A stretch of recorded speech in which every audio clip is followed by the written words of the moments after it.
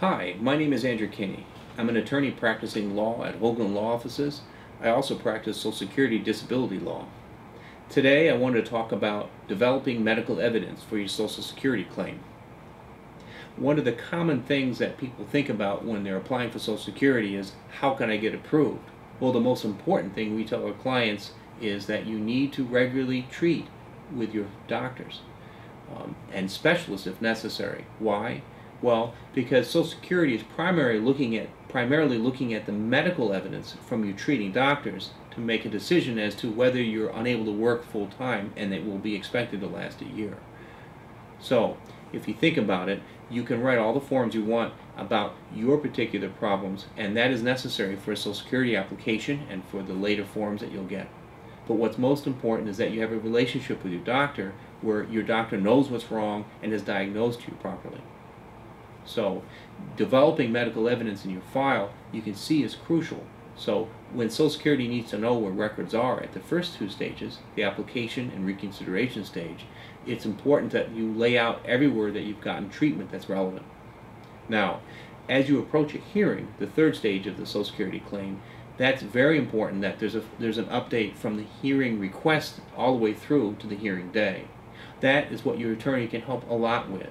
Now, it's always important to get all the evidence from your treating doctors. That's a given. What else can you get aside from specific medical evidence from treating doctors that would help you? Well, that's where creative evidence comes into play. There are times where your attorneys can get evidence that isn't from your treating doctors for treatment, but is related to your medical condition. For example, if there's a VA claim where you're getting VA benefits, there's a decision that supports that. We can get those. There are other times when you might have a child support hearing where you're proving you can't work and your doctor may have signed off on some statement for that. We can get those. A lot of people have workers' comp claims. We get information from those. Some people have personal injury claims, and on and on.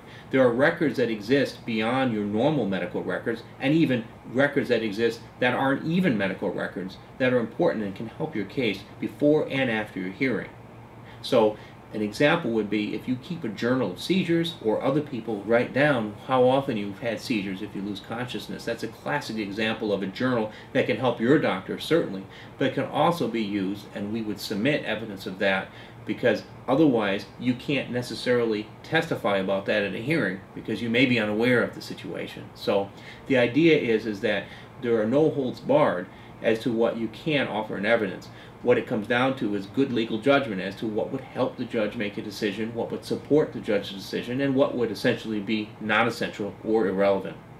There are also situations after hearings where you can get further evidence. Until the hearing decision comes in, there are times when we might need to fill a gap or a hole that appears based on what happens at the hearing. In those situations, you can get a medical opinion specific to that problem. We can also get evidence after a hearing if there's new evidence that just comes in, or if you forgot about evidence and remembered it. If there's ever a time where you forget about evidence, maybe a visit to a neurologist, a one-time visit, it's always important to let your attorney know before a hearing, during a hearing, or even after a hearing, because what we try to do is get the evidence in at some point in time, ideally before the hearing, but at some point in time to allow the judge to consider that in your case.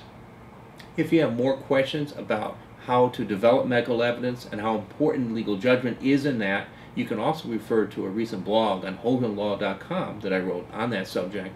You can also call our number if you have questions about Social Security generally at 1-800-850-7867. Thank you.